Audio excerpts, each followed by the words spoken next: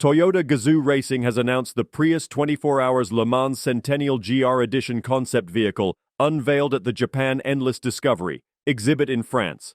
The exhibit is a collaboration between the Japan National Tourism Organization, Mazda Motor Corporation, and Toyota GAZOO Racing, and is held at the manufacturer's village during the centenary of the prestigious Le Mans 24 Hours. This unique concept vehicle stands as a tribute to the rich history of the legendary Le Mans race. The exhibit is a joint venture between the JNTO, Mazda, and TGR. Mazda's significance in this partnership is deeply rooted in Le Mans history as the company that fielded the first Japanese car to win the race in 1991. Toyota GAZOO Racing, as the only Japanese automaker currently competing in the Le Mans and on a 5-year winning streak, represents the continuity of this tradition. The exhibition aims to showcase the evolution of Japanese automobile technology through motorsports and introduce new possibilities for a carbon-neutral society, emphasizing developments like vehicle electrification, hydrogen energy, and carbon-neutral fuels.